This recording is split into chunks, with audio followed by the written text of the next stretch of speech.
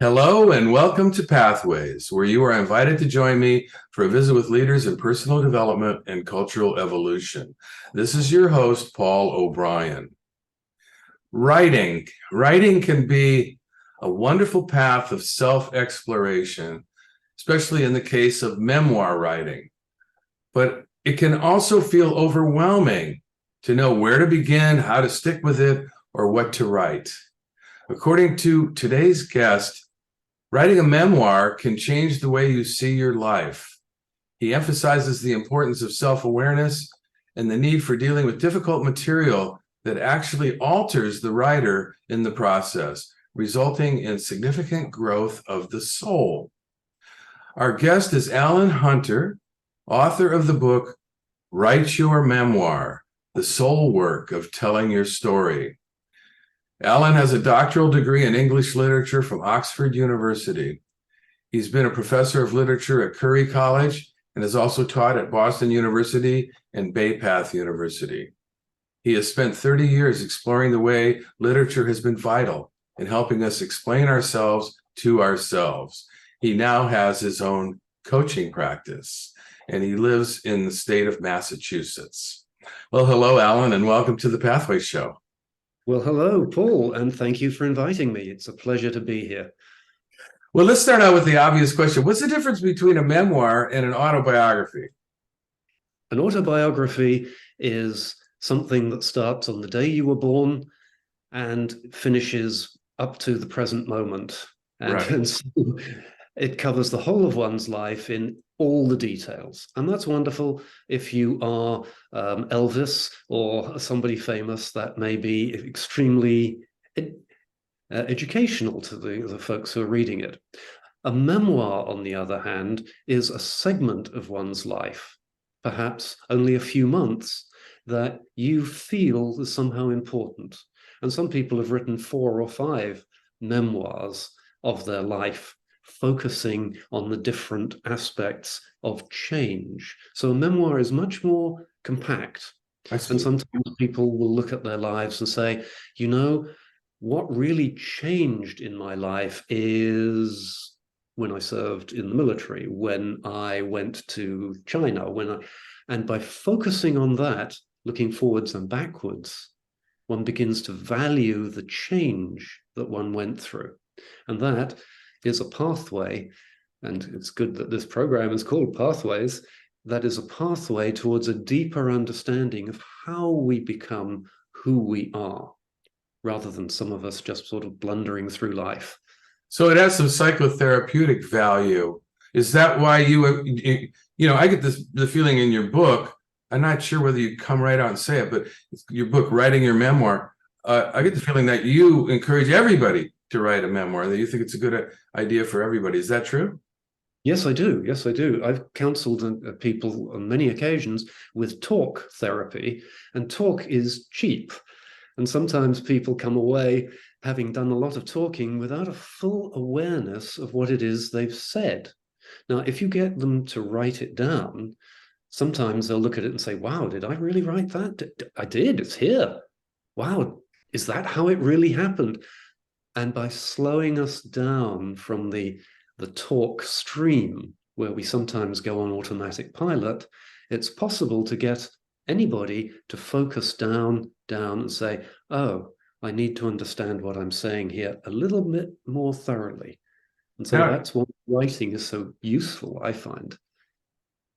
I've written a couple books, and it was like some of the hardest things I've ever done. It's like, it seems like writing is a two-edged sword, because it's so much work, and it kind of throttles your thinking a little bit, because we can't type or write as fast as we can think.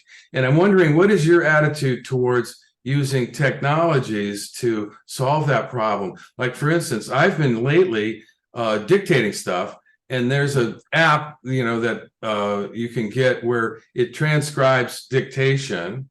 And then you can take that and you can run that through ChatGPT and have it punctuate everything and create paragraphs. And so, it seems to me that is, well, what is your attitude about the technology that people should bring to the writing process itself. Well, technology is wonderful. It really is great. And it's only a first step. When you've got the words on the page, it's really, really useful to look back and say, what have I been saying? What have I written? Right. And reflect as to, well, is that accurate? Is that really the way it was? Would anyone dispute the fact that I said this happened? And that, you see, is part of the slowing down process that I believe is the next step after using the technology. Yeah. People often love to But use. you're not a traditionalist in the sense that you should use the pen and paper technology. No, not at all. I ask people how they feel most comfortable.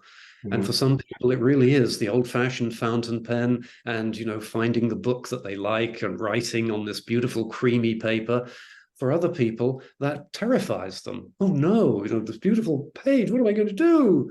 In fact, I have one gentleman who said that the only way he could ever write was if he took old computer printouts with one blank sheet on one blank side, and he used the blank side of the scrap paper, because then, he said, he was free to make mistakes and cross things out. And he wasn't going to waste any paper. He wasn't going to waste any paper. And guess what? It liberated him to write exactly as he needed to. I have a lot of techniques in the book that suggest, here are some ways you can do this. If this works for you, do it. If it doesn't, try something else. Right. Get the word down. You say that we owe it to others to tell our stories. Why do you say that? Well, unless we are really hermits living in a cave in the Himalayas, we're going to be interacting with other people. And when we interact with other people, we want to be interacting from the best part of ourselves. And that can only come through understanding.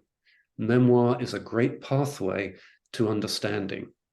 One of the examples I give in the book, at the start of the book, is with my own father, who was heavily PTSD traumatized. That's a tautology, but he suffered, and he would not talk about his early life. He would not talk about it.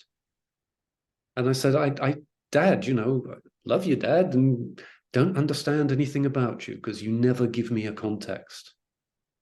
Right. And so for our relationship, and for his relationship actually with my mother and his relationship with my siblings, it was absolutely essential that he took the time to realize where he was blocked. And it took him a long time because he was quite ill and quite old when he started. But here's the point. It brought him to what I consider to be a place of greater peace and greater understanding. He wasn't waking up in the middle of the night shouting. Do you think everybody has a story worth telling? Yes. Okay. Yes, I think every story is worth telling. Not every story is going to be the sort of thing that sells 1 million copies on Amazon. But they're all worth telling because we all are likely to say to ourselves at some point, how did I get here? What has brought me here? And we have the choice to go, oh, well, it's all just random. Well, it seems to me that, it helps if you have sufficient self-esteem. Yes. You're not going to want to tell your story if you're not feeling good about it or about yourself. And this brings up the whole topic of soul work, which is the subtitle of your book, The Soul Work of Telling Your Story. Well, what do you mean by that? Well, soul work is about the best term I could come up with. Not everybody believes in the soul, for instance, but many people do, and most of us believe that we have an inner something that makes us alive and pay attention and able to fall in love, to have friendships, to do things that are altruistic. Most of us know we've got that. And I call that the soul. You could call it the psyche. You could call it whatever you like.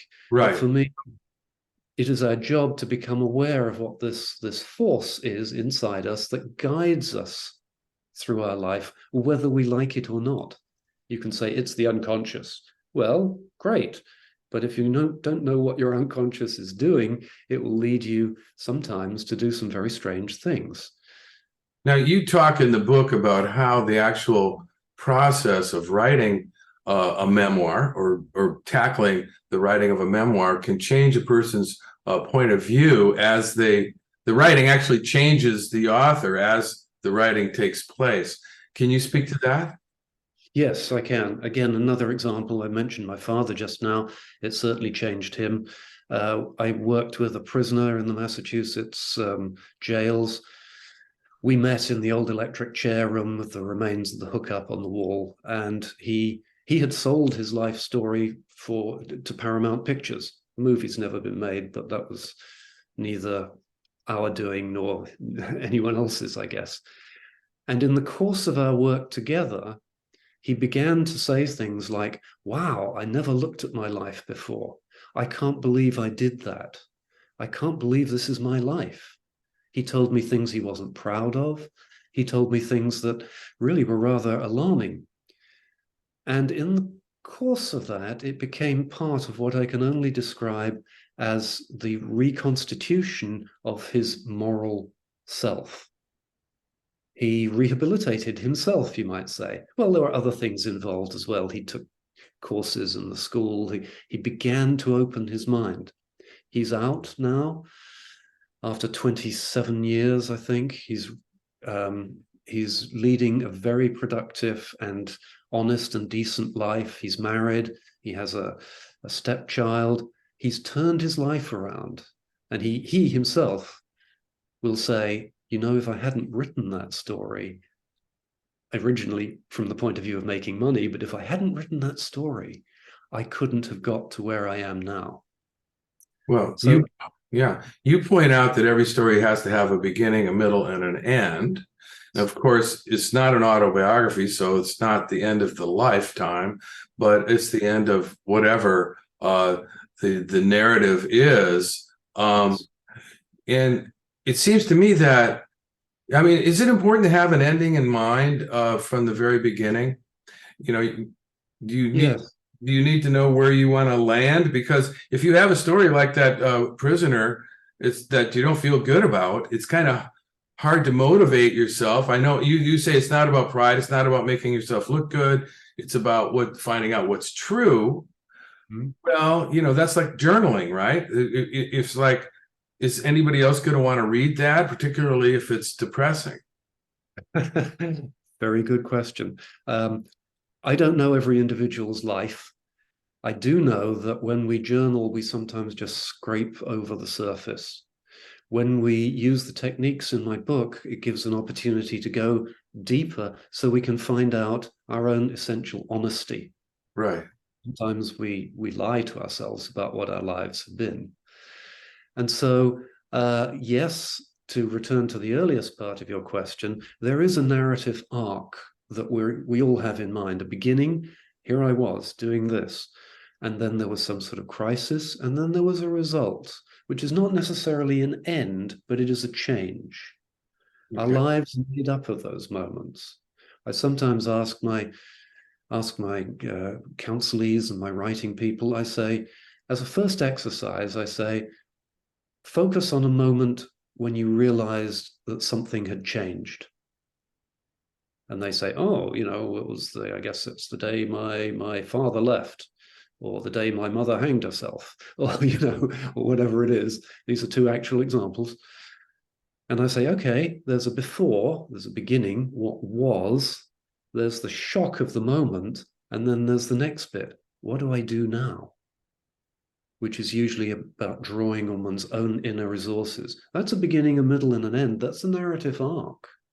Now, what do you think? What should be the motivation of somebody who decides, well, okay, I'm going to write a memoir? I think most people won't write a memoir unless they think that there's something very interesting about the changes they've been through or the story of their life. But what generally should be the motivation? Because should a person worry about whether it's ever going to be published or not? Normally people write a book and they're hoping, that somebody's going to pick it up and promote it and publish it. But should they care about that in this case? I think that worrying about how many dollars you're going to make from your life story is putting the cart before the horse. Mhm. Because sometimes you don't know until you've written your life story whether there's any commercial value to it. There's always going to be personal value. Some Right, people write because they say, I want my family to know this. I want my right, kids, my grandkids, my great grandkids to know something about this, who I am, what it was like to be me, how I got here. So right. there's always the personal value. And as I say, the writing will change us. I've done this so many times with so many writers, and they've always come to a newer, better place of understanding than they started with. You can tell from the titles they can't turn up with. I'm going to call my story, how I overcame everything. Or and yeah, maybe they did, but maybe the story behind that is about how I was helped by certain people, by certain events to overcome something, to discover something new. Sometimes people say, well, I can't write my story because I'm going to offend so many people. I can't say how what a brute my father, mother, aunt, cousin was. They'll sue me. And I say to that, when you've written the story, you probably won't feel the same about these people. Because one of the big things about writing the story is it helps to grow compassion. Compassion for yourself. You were doing the best you could at the time. Compassion for others. People who hurt you were suffering themselves and perhaps were not terribly aware of it. And compassion for all the other folks out there who have suffered similarly, Right. because you be the only person. Right. Now I mean, you promote discipline in your book as your counsel to people who want to get started which involves daily writing of at least 15 minutes or if not more. How much should a new writer expect to produce every day? I think 15 minutes is a good place to start. I tell my people, I say, sit down at a place you like with your favorite way of writing, a computer, a phone, a piece of paper, a notebook, and give yourself 15 minutes there. Even if nothing happens, give yourself 15 minutes and try to do that, 4 or 5 times a week. Every day is nice, but, you're allowed a day off. 15 minutes. And what you'll discover is that you will train your unconscious, which is where all real change happens. You'll train your unconscious to say to itself, oh, it's okay. We've nothing to hide here. We're just doing a little writing. And that's when we open up. And that's when memories that we've long suppressed tend to bubble to the surface. And when they start bubbling, they come in a bit of a rush, which is why I always tell people, have a piece of paper and a pencil ready, because it may overwhelm you. Have your phone ready if you're driving the car, because when we're driving the car, our conscious mind tends to go a little on remote autopilot, and Right. then the memories bubble up. And you don't want to get into a crash because you're trying to write it down. So you pick up your phone, press the dictate button, and say the time when. And then when you get back to your desk, you can write about that. But without that initial investment, like going to the gym, you just have to go to the gym the first day. You don't have to do anything. And the Right. next day you go for the same and you lift a few weights. And the next day you say, well, I'll try that machine over there. And gradually, your body says, oh, this isn't so bad. I can cope with this. Yeah. And become the fit and healthy person you want to be in the gym. Exactly the same thing happens with writing. So in terms of like having a successful process in this writing project, how important is coming up with a title? Oh, a title will change. I think coming up with a title is a really good idea to begin with. And then you'll recognize that the title, because the content will change, the title has to change as well. But it's not a bad idea to start with a title. Mhm. I have a little technique that was suggested to me by Bob Atwan, who was a very skilled memoirist and editor. And he said, if you really want to visualize your book, find a book that looks roughly like the one that you hope to finish, cover it with white paper or whatever, and then draw a design on it with your title and your name, and then look at it. And this will tell you, it'll tell your unconscious that this is going to happen. Here it is, it's going to happen. The unconscious is a powerful, powerful tool. It can be, quote, fooled, but it can also be worked with. And so having a title at that point can be very, very useful. You know, you have so many great practical tips in your book about writing your memoir. It's amazing. You know, what about endings? How do you know when to stop? One of the things I say in the book is that the story will actually tell you when it's complete. And this is not something you can predict. You can't sit and think about it, months in advance and say, I want to end here, because that feeling may shift. So you will work through it and you'll get to a point that I can only describe as understanding. I spoke about how it grows compassion, it grows understanding, and you will realize, oh, I've reached a natural pausing point. And that's when you know I've done the work that I need to do. You know, you write, you write, where you choose to end is less important than the mood in which you choose to close your memoir. The mood I most frequently encounter is one that is best described as gratitude. Yes, yes. I suppose gratitude and understanding go together. Well, they do, but gratitude is such a powerful word. And when we really feel gratitude, as opposed to just saying, well, thanks very much, when we really feel gratitude, it is a profound appreciation of what it means to be alive. Even if you're not the most famous person on the planet, right? You've been given this wonderful experience, and it's gratitude. How important is a happy ending? You know, I can imagine somebody, let's just say somebody's an addict, or they've got an eating disorder, or they're addicted to some kind of drugs or alcohol or whatever, and they haven't recovered yet, and they're not that confident that they're going to recover. So it's kind of hard for them to write their memoir about their struggle if they can't see the rainbow at the end of the day. What's your advice about that? Again, one of the part of the recovery program, every recovery program, is to say, in effect, one day at a time. I'm recovered today. I'm going to try my best tomorrow, but I'm just focusing on today. That's a powerful statement right there. That's a happy ending, which isn't really yet an ending because the struggle continues. But knowing that you can do one day at a time, that you're in a better place than you were, I would consider that to be a pretty happy ending. I suppose if somebody lacks the confidence in order to put themselves on a program of recovery, they're probably not going to have the confidence to write their story. Well, that's true. That is absolutely true. They're not going to have the confidence to continue their story. Let's put it that way.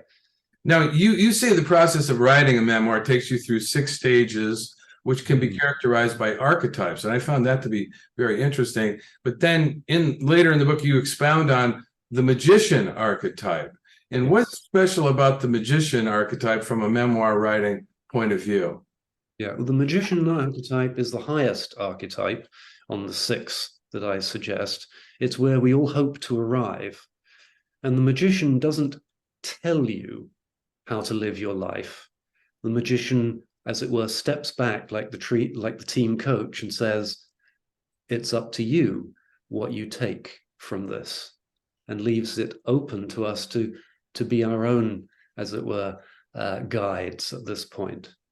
A magician, apart from a stage magician where they wave a wand and a rabbit comes out of a hat, right. That's great, but that's not what I'm talking about. I'm talking about the person who can change someone else's energy. Right. So that's the team coach. A good coach can take a losing team and turn it into solid gold. And when that coach leaves, often the team will collapse. The Red Sox seem to be doing exactly that right now. They need Ted Lasso, I think. We need someone, but Ted Lasso, you see, there's an example. If you get the right, shall we say, sense of allowing people to let the magic work within them, the reader will have read the story and go, I get it now. Right. The reader will change themselves, just as the writer, in the process of writing, will have been able to change his or her viewpoints to something productive. We're just about out of time here, and I want to. What is the correlation between this book, which is so informative, and I mean, it's quite a textbook? Is it? Does it represent what you teach people in some of your training events or in your counseling practice? Yes, it does. I work with memoir writing. I also work with literature, and I work, of all things, with folk tales as well, because there's a lot of wisdom in some of these.